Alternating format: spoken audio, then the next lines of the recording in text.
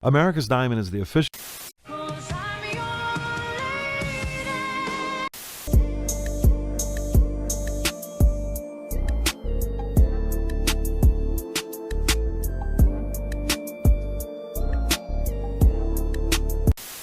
Today, it's gonna be an interesting one. Hope y'all ready. Yo, what up? Welcome to the Monty Channel. Now today, I gotta be honest. I wasn't even planning on making this video. Like, I already had videos lined up, and this wasn't even a topic or even something that should be on the agenda to talk about. But I had to make a video, and I had to include it because of something that came across my waves.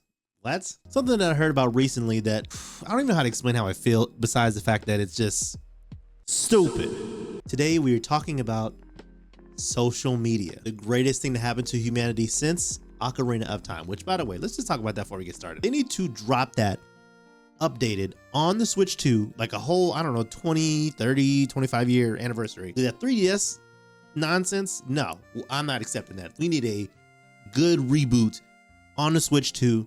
Ocarina of Time, Nintendo, make it happen. I know y'all got the willpower. Y'all can do it. And the reason I wanted to make this video, I will talk about at the very end of the video, or I'll make it the last topic. But let's just talk about what social media is, right? So obviously you have things such as, you know, your Twitter, your Facebook, your Instagram, your Reddit. Even YouTube is considered a form of social media. And I'm not gonna lie, it's not all bad, even though today we talk about the downside of it. But social media is not all bad. I mean, you can meet new people that you have things in common with. You can get in contact with people that you haven't talked to in years. Even dating sites are considered social media. You can meet the love of your life on there, which we will touch on later. All types of things you can use for a good reason or for a good cause. You can use social media for. But that don't mean that there ain't no negativity with social media, because dear God, it's a lot. I've said this once. I don't know if I've said it on the channel, but I feel like I have. I can't remember. Social media is the curse of humanity. Like, when I say curse, I mean social media has become, I don't know, like a catalyst. I don't know a better word for it. I'm gonna just use catalyst. It's become something that has made a lot of people antisocial. It made people feel like they have validation over things that they shouldn't or they don't have in real life once they log off or lock their phone. It's a need to feel like you have to portray your whole life to people online for validation, or to tell people like, hey, I'm doing this. What are you doing? Not this, because I'm doing this. So I wanted to go over a few things that I feel like were an issue regarding social media. I'm gonna try to keep it light. I ain't gonna make this a long video, which I don't know. Some of the stuff I'm gonna talk about on here. Put your helmets on, buckle up. This is gonna be a rough ride. The first downside we're gonna talk about social media is telling people where you are. For instance, you know, whenever you're like, I'm at Universal Studios, I'm in the new Super Mario World, so I'm gonna put it on Snapchat and I'm gonna put the tag saying, hey, I'm literally here. It's tagged on my Snapchat maps. And I mean, I guess that's like a cool flex, but sometimes people don't need to know where you at. Perfect example, the death of PNB Rock. It is a little bit shaky because some people do believe that the post related to this incident did kind of, you know, play a part in the murder, but we're gonna get to it. So if you're not familiar with PNB Rock, he was an up-and-coming rapper. I remember hearing about him a lot when I was in college. I know he had that one song called Selfish, that I'm selfish. I used to love that song. PNB Rock went to a Roscoe's House of Chicken and Waffles restaurant in South Los Angeles, where he was murdered in the restaurant. There's even videotapes of it. I know it was circling around when it first happened. It was a whole like crazy fiasco. He was there eating with his girlfriend, and then all of a sudden, out of nowhere, someone walks in, shoots him in the booth, and then just leaves. And what's connected to the social media aspect of it is his girlfriend, she posted a photo with the location tagged of where they were eating at on Instagram. And then right after that post happened, the guy came in and shot him. It is an insane premise that you literally can't go anywhere, be like, I'm here, and then you don't leave alive. Especially for celebrities, I know like they like to go to like certain places. They're like, oh, I'm in the Bahamas, I'm over here in Switzerland or whatever. I don't think most people are like, hey, someone's gonna come up to me while I'm chilling in this coffee spot in New Zealand and just pull a gun on me. I mean, who would think? Which reminds me as well with Snapchat. For some reason, there's something on Snapchat called Snapchat Maps. And if you're friends with the person, and I believe if you have your location on, your friends can see exactly where you are. Take, for instance, you and your friend got into an argument and they say like, hey, let's go get some drinks, let's apologize. And you're like, no, I'm with my family. and then they see you downtown at the strip club, what the hell are they gonna think?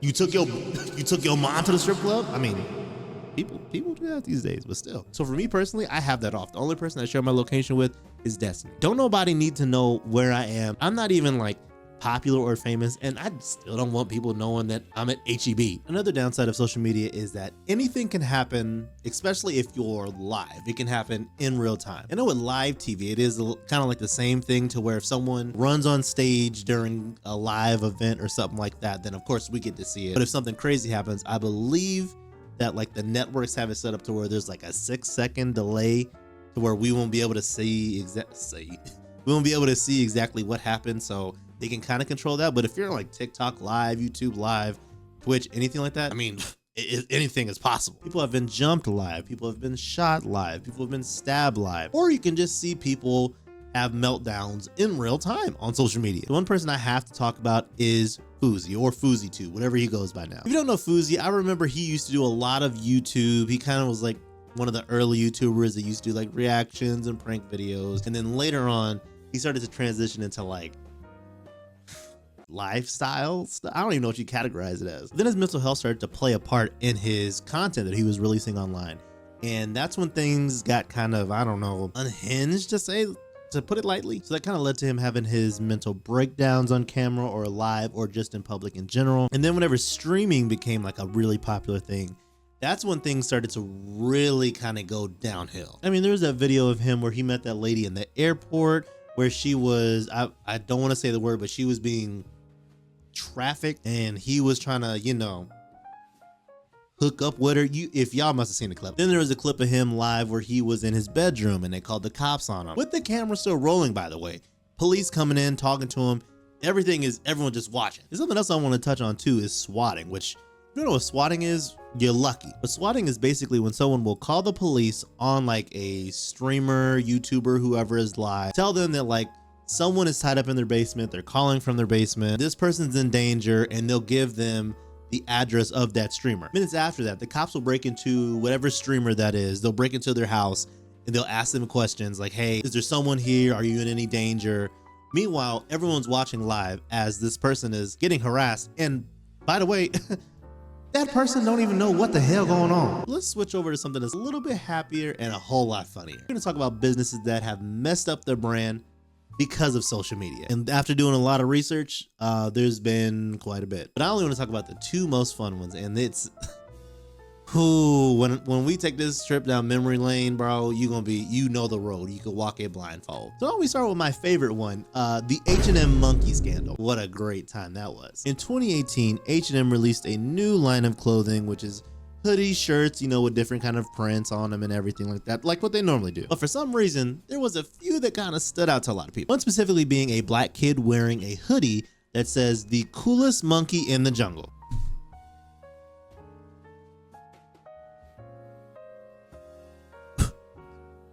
What? Who in the marketing department was like, this is gonna be great, we should put this at like the front of the website, they're gonna love it. I don't want to play that card either, but did the parents know that their child was gonna be wearing this hoodie proudly and be like the poster child of that drop? People from Twitter, Facebook, and Instagram, they were all outraged by the fact that they had this kid wearing this jacket. And to make matters worse, there was another product that kind of related to that in the same drop.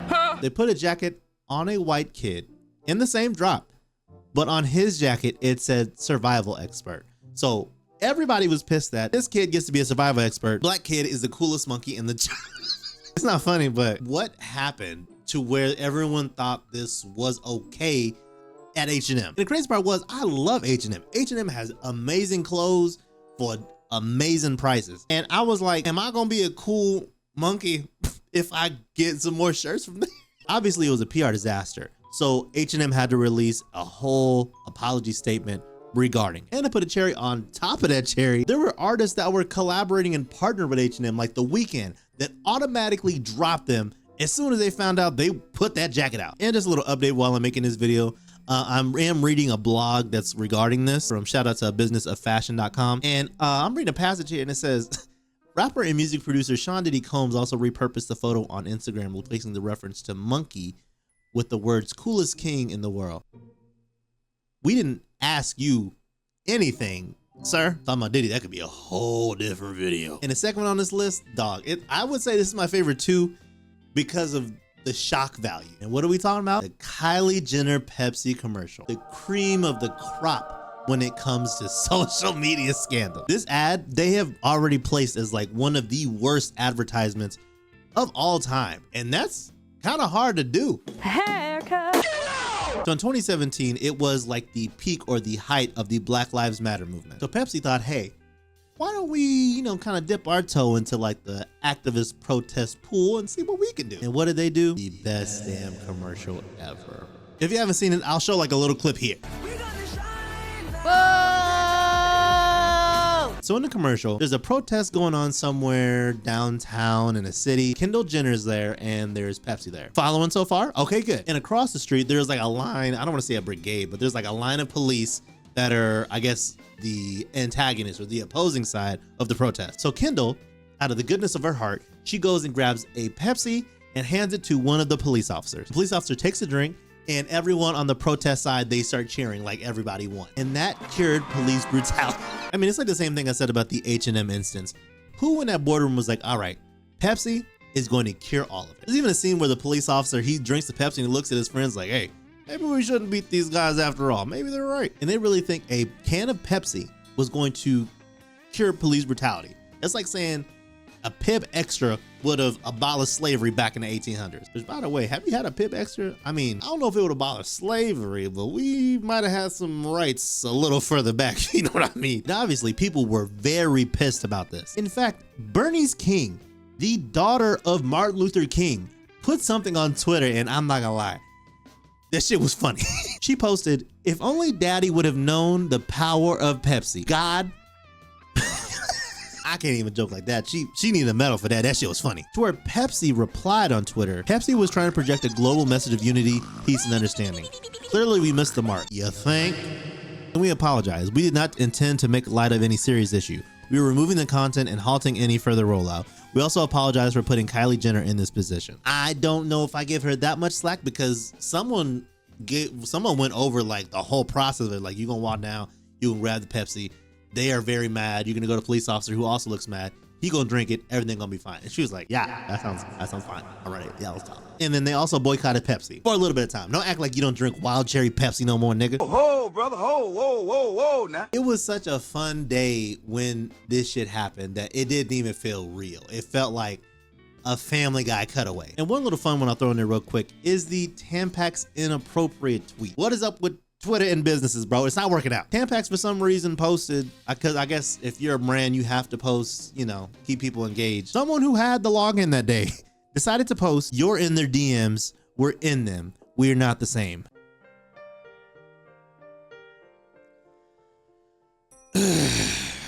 You thought that was good? I know they were trying to be like funny, and I don't know, it's kind of like like a flex, like, you think you're cool? We're cooler. We're in them. It's a tampon. It's a tampon. They don't even want you in them anyway. I just want to throw that in there. I almost forgot about it and I'm trying to forget about it now because what the hell, Tampax? I mean, I don't even use them and I would boycott them. For now, we can kind of transition into something else that may be more familiar with a lot of you guys. Hacking. I can't tell you how many times I've actually seen and heard of people getting hacked. I don't know what it is. It's specifically through Facebook. What the hell is going on Facebook? People saying the usual. I had an old friend or old relative that tried to contact me on Facebook. They said, click this link. It shows, I don't know, our family tree or something like that. Like maybe it's an old picture of us from our graduation. They click on it, they get logged out. And then next thing you know, people are telling you that they're posting pictures of titties and asking for cash apps on your Facebook page. Meanwhile, you logged out. Your password ain't the same, your username ain't the same, and everyone's like, why your titties out on my Facebook? What you going through? I heard that so many times, dog, of people just trying to log into their Facebook to make those posts stop, even though it's not them. And they can't. The email got changed, the password got changed, the username got changed. Everybody just see titties and sending $5 to everyone. And something else I'm gonna touch on, I don't know if that's the word I should use for what I'm about to say. Grooming and talking with underage kids. And I know y'all are very familiar with this because it seems like it happened to a lot of famous content creators on social media. You got James Charles when he went through that whole fiasco. Hey, sister, You got Colleen Ballinger with the infamous Toxic Gossip Train video. All aboard the toxic gossip train. And my all-time favorite, the EDP, I just came for a cupcake. Oh, I was actually coming out here to pick up a cupcake. Boy, if you don't Which, if you're not familiar with that term, I'll put it very lightly. You like kind of, God, I don't even want to talk about it. Basically, you like talking to kids, but not like in a normal way, which if you're an adult, by the way, why are you talking to kids? You know what, I was gonna talk about it. We'll talk about it real lightly, okay? Colleen Ballinger, she put out that whole Toxic Gossip Train video, apology, sorry, I forgot it's an apology, where people were actually fans of her. She would talk to them about, you know, explicit things like what she's doing with her husband and craziest stories like I don't even know if I said the word, but she was basically saying stuff like that to her fans, which her fans were at the time kids, teenagers. She was asking them like, what's your craziest story? What's the craziest thing you did during it kind of scared you, right? The little and then she put out that whole apology video saying that apparently we got it all wrong, that no one had the facts right, that that's not what she meant, that she wasn't really doing that. Everything they were saying was not true at all. Meanwhile, no apologies to the people that are saying like, I was a teenager, you were talking to me about this, I didn't feel comfortable about it. There's proof, there's chats out there, dog. And she just like, nope, I'm gonna grab my ukulele and we're gonna have a hit. And like I said with the other one, EDP, the biggest YouTuber, and I don't mean that literally. Downfall after downfall after downfall of talking to kids, trying to meet up with kids, and the videos and the pictures and chats I saw. Cupcake. I'm trying to like lose the image in my head, so let's just play a clip from when he got caught. How old is she? 13. 13, okay. And before we get into the messages, there was sexual content involved, yes or no? Right. And you said Correct. okay, all right.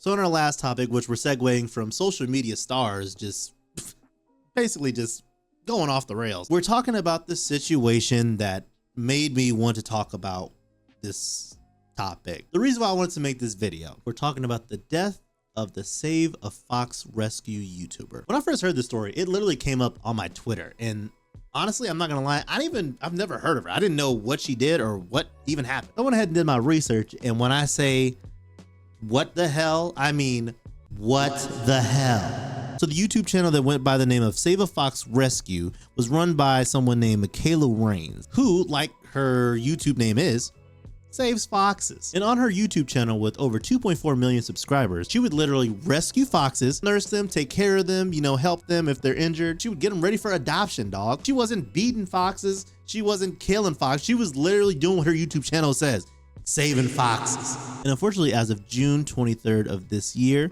we found out from her husband that she had left she left here. I think it's the only way I can say it without, I think, getting in trouble. I don't know how that word works, but she left. And it was all due to cyberbullying. Because something else about Michaela, her husband Ethan said that she struggled with autism, depression, borderline personality disorder, and more. But she still managed to, you know, upload her YouTube channel, do what she has to do, which is taking care of foxes. And she was unproblematic, and people were making fun of her, according to what I found, because the Reddit that caused this whole thing apparently has been wiped. I wonder why. But apparently on Reddit, they were talking a lot of crap about her business, and it affected her. And sadly, I guess she felt that was the only way to deal with it, is to do what she did. Out of all the people, which by the way, cyberbullying, no, don't do that shit. Is fucking stupid. But I'm just saying, hypothetically, out of all the people out there on social media, you got the dumbasses, you got the people that are racist, you got the people that are homophobic, you got the people that believe that women shouldn't be doing anything except for cooking and sucking your small ass. Out of all those people, which by the way, some of them niggas are thriving, making fun of women and gay people and black people and Mexican people and Asian people, everybody. It could be anybody, any race, but I'm just saying there's a lot of people out there that talk shit about a lot of shit. Why the fuck ain't they getting bullied? I'm just saying, this lady I don't know how many times I have to say it. She nursed and took care of foxes. She rescued them. Period. Why the fuck were y'all making fun of her? Social media, bro, it's crazy. So with that, I want to end this video with just a little opinion, but it's kind of true. And I want to shout out the podcast I heard this from, because I don't want to take the credit for it. It actually was another reason that made me want to do this video besides hearing the story. Shout out to My Mama Told Me podcast. Go ahead and watch it. They both funny as hell, bro. I love they shit. Subscribe, watch it. But on one of their podcasts, they said that social media has become a collective for losers and dumbasses and imbeciles. I'll use all those words. I don't care. To basically have a community. And when I say losers and imbeciles, I mean like the people that, you know, it's the stereotypical ones. They live with their mama in their basement, and they wonder when their mom gonna come downstairs and ask what they want to eat because they ate all the damn Hot Pockets. These losers and dumbasses, they feel like just because they can get a few likes on Twitter, on Instagram, TikTok, whatever the fuck people are using these days, if they can say something and get some validation from it, a couple likes, maybe a few comments, that they get a kind of validation to be like, I can do more. I'm somebody to someone. So someone is a little self-conscious, but they're like, hey, today I'm gonna post that picture of me in my bikini because for the first time ever, I think I look good. And the first comment under that is, you're a fat bitch, with a whale gif or gif under it, however you say it. And because that person get like 17 likes in 2 comments, they feel that validation to be like, okay, I could be a bigger hater next time. So next time I see someone that I don't like, or I don't think look good in a bathing suit, I'm finna say, you a So it's becoming like a safe haven for people to just do whatever they can to get a couple likes and validation from people, by the way, who don't give a fuck. Like when they lock their phone, they're like, huh, that was a funny comment. I'm gonna remember that for the rest of my life. It has literally become a safe haven for haters. You can literally be finding a way to extend human life by like 50 years, or you can be working on something that more oxygen come from the trees. I don't know, anything. And someone will find a way to hate on it and talk shit about it. Why? Because they don't have anything else going on in their damn life that they can even do. They literally just log on and just make fun of people doing shit because they can't do shit. You mad? If you mad, then you the problem. And also, for the people, if you are watching this and you one of them bitch ass niggas, I'm about to say sorry. I'm not sorry. You just won. They don't know you as well, bro. You're someone on the internet, and I don't want to make anybody mad. I'm just saying based off of what I've seen. The most I've seen people talk shit from accounts that have talked a lot of shit that I've seen, always for some reason got a damn Goku picture. Like, bitch, you're not him. Not even close. You were not the main character. Pick someone else. All I gotta say is this: social media, it's an amazing thing. I'm not gonna lie. It's like I said at the beginning, you can meet new people, you can talk to people you've never met before, you can meet the love of your life on social media. I met Destiny on Tinder. We don't tell a lot of people that. We tell people that we met in the club because what are the chances you find someone that you love on Tinder? The worst fucking dating site ever. Anything can happen on social media, but that also is the downside. Literally anything can happen on social media. You don't always gotta put where you are as a cool flex. Yeah, I'm downtown. Cool, I heard you just got paid. I'ma rob you. If you work or own a business, maybe talk it over with a couple people outside of your board of directors or who you normally talk to make sure, is this okay to put as an advertisement? If you're a cyberbully or you like to talk to kids, stop. You're weird. And probably a bitch. Just be careful on social media, dear God, because this save a fox rescue thing, like I said, this was the inspiration for me to even make this video. And it sucks that I had to even make this video. Be nice to people. Just live your life, bro. If you are the person that stays in the basement and don't do shit with their life, go do something with your life, bro. Go out there and wear a bathing suit. I don't know, or make a business or anything like that. Just live your life, bro. Don't criticize, don't cyberbully. Talk to people your own age.